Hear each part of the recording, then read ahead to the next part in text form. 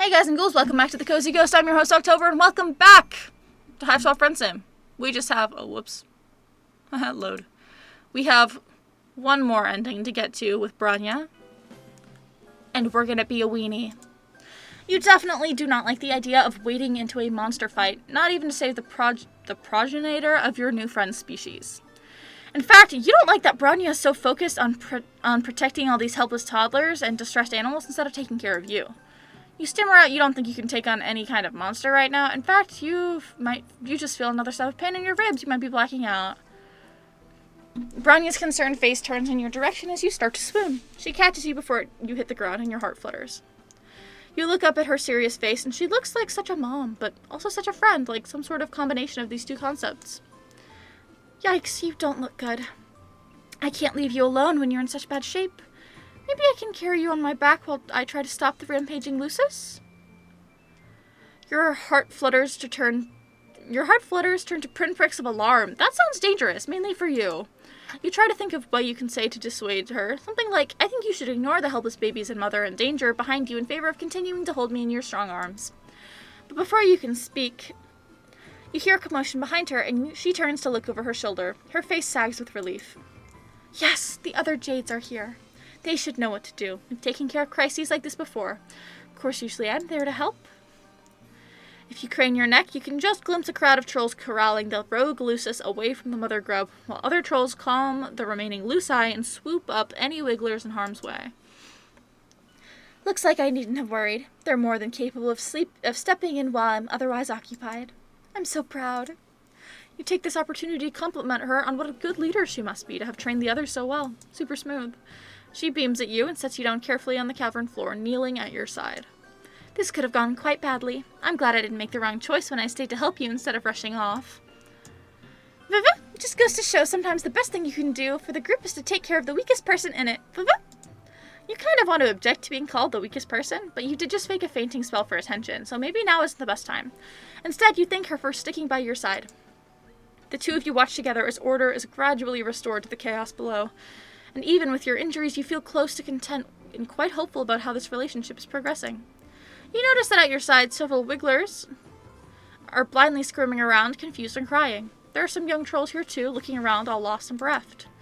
You're not sure if their Luci ran off with the others that got involved in the fracas, or if these little guys are orphans now. Now you're seeing them in the natural light. The wigglers look less like maggots. In fact, they're kind of cute. You can see why Bronya would want to take care of them. One of the smallest wigglers closest to you has somehow flipped himself over onto his back, seems unable to right himself, his little legs waving in the air while he cries. Trying to be careful with your ribs, you reach out to scoop him up and cradle him to your chest, rocking him back and forth until his cries quiet down. Wow, you have a very strong nurturing instinct. I think he likes you. You almost look like you could be his Lucis, or a Jade blood. You're pleased that she approves of your caretaking display. The wiggler's cough breaks your haze of smug satisfaction. When you look down, you realize that he seems to be having some trouble breathing. You point this out to Bronya. Good observation. You really are a natural taking care of other creatures, aren't you? Some people find that the nurturing ability to be very attractive in a potential friend. But as for the wriggler, this is definitely not a good sign. I'm surprised none of these drones have noticed that he's sick. If we leave him here, he'll be culled for sure. Bronya takes the wiggler from you, and you're more than happy to hand him over, considering that you have no idea what to do with a sick baby that's not your species. Also, your broken ribs make holding a baby kind of painful, and Bronya holds the wiggler carefully but with perfect ease. Just like you hope she'll cradle your new friendship in its infancy. Once Bronya feels assured that her Jades have the situation at the brooding caverns under control, you both take the wriggler back to the Jade Blood Nursery. You hover around uselessly while Bronya sets up some kind of crib filled with green slime.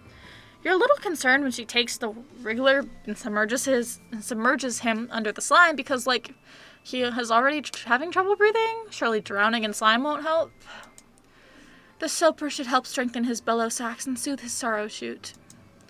When he gets healthy again, I'll take him back to the cavern and set him free to make his cocoon and pupate.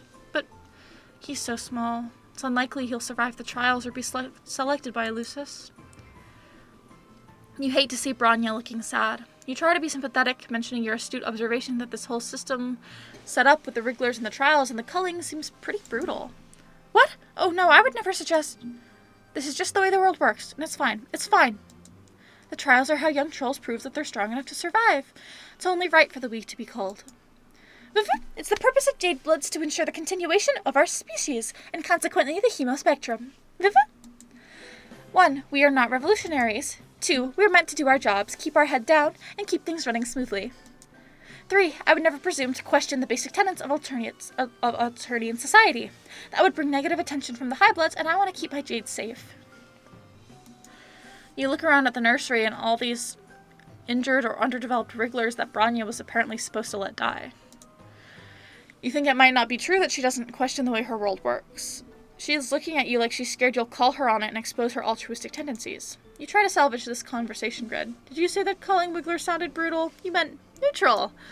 Yes, you feel 100% neutral on this topic, and neither committed to the culling side of things, nor eager to take up arms in revolution. Ah yes, neutral is how I feel about it as well. What a good word to describe exactly how I feel about all controversial political subjects. Did I mention that keeping this nursery isn't technically illegal? Because it isn't. Technically. There's no reason for any of Triss's drones to come investigating our hives. And if any drones do come knocking, we have nothing to hide. No borderline revolutionary ideas will be tolerated within these walls. Bronya laughs nervously and looks around the room like she's making sure that any Imperial drones hiding in there heard her announcement. You feel bad for how nervous she is. You didn't mean to freak her out. You tell her that she sounds super convincing, and why shouldn't she be? She's clearly telling the truth. If you were an Imperial drone, you would be definitely satisfied right now with her clearly law-abiding and neutral ways. Thank you. That means a lot. You cast about for something to change the subject and mention that your ribs are feeling a bit better. Bronya's face brightens and she lifts up your arm gently so she can touch the injured part of your torso, examining it in her typically responsible and authoritative way. You shiver and wonder if her touch has healing properties.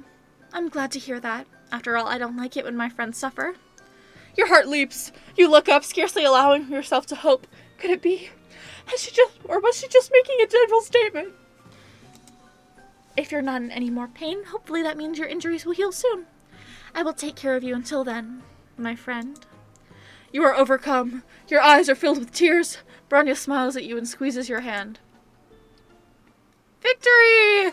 Self-care comes first. Hell yeah. Look at these cute-ass little rulers. Alright, I think that is going to be the end of this episode. Thank you so much for watching. If you liked this video, like, subscribe, do whatever you'd like. Well, depending what day this comes out, the anniversary of the channel is soon. So, thank you so much for being here. I really appreciate it. I hope you have enjoyed your holiday season. Thank you so much for watching. Have a wonderful rest of your day. Bye!